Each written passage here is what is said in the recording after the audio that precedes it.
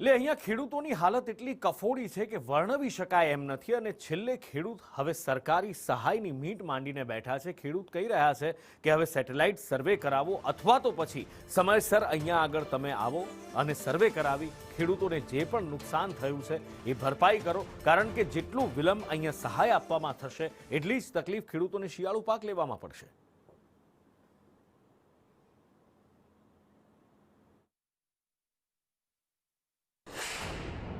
છેલ્લા 3 દિવસથી ગીર સોમનાથ જિલ્લામાં વરસી રહેલા કમોસમી વરસાદે જગતના તાત એવા ખેડૂતોની કમર ભાંગી નાખી છે।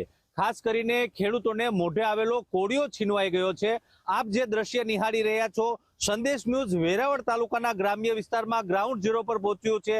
આ ખેતરના દ્રશ્ય છે। ખેતરમાં મગફળીનો પાક તૈયાર હતો। હું આપને દ્રશ્ય બતાવવા માંગીશ। આ મગફળીનો પાક તૈયાર હતો અને લણણી માટે હતો, પરંતુ આ તમામ પાક છે તે પાણીમાં અત્યારે વહી ગયો છે।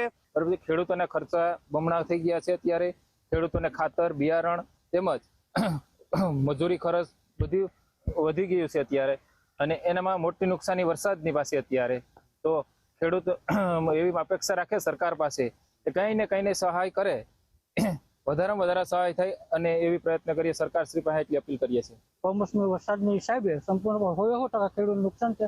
100% સોયાબીન, માંડવી, કેળ નુકસાન પામ્યું છે ને 100% સરકાર ખેડૂતને સહાય કરે એવી અમે વિનંતી કરીએ છીએ। તો ખરીફ સિઝનમાં મુખ્યત્વે મગફળી અને સોયાબીન પાકનું વાવેતર છે, જે હાલ કાપણી અને લણણી અવસ્થા એટલે કે હાર્વેસ્ટિંગ તૈયારીમાં છે। ત્યારે થયેલા કમોસમી વરસાદના કારણે ખેડૂતોને વ્યાપક પ્રમાણમાં એટલે કે ન ભરપાઈ થઈ શકે એ રીતે નુકસાન થયું છે। ત્યારે ન માત્ર સંપૂર્ણ પાક નિષ્ફળ ગયો છે, સારોવાર પશુઓને નિરણ માટેનો જે ઘાસચારો છે એ પણ નિષ્ફળ નીવડ્યો છે। 60,000 જેટલો આશરે ખર્ચો થયો છે। એટલે C2+ ભલામણ મુજબ ખેડૂતોને યોગ્ય વળતર ચૂકવવામાં આવે, અને ખાસ કરી અને જે સર્વેનું જે નાટક ચાલી રહ્યું છે, જેવી રીતે મગફળીને નોંધણીમાં સેટેલાઇટ ઇમેજ દ્વારા મગફળીનું ખરાઈ કરવામાં આવ્યું હતું, એવી જ રીતે પાક નુકસાનીના સહાય માટે પણ સીધું સેટેલાઇટ ઇમેજથી સર્વે કરી અને ત્વરિત ચૂકવણી કરવામાં આવે। રાકેશ આહિર, સંદેશ ન્યૂઝ, ગીર સોમનાથ।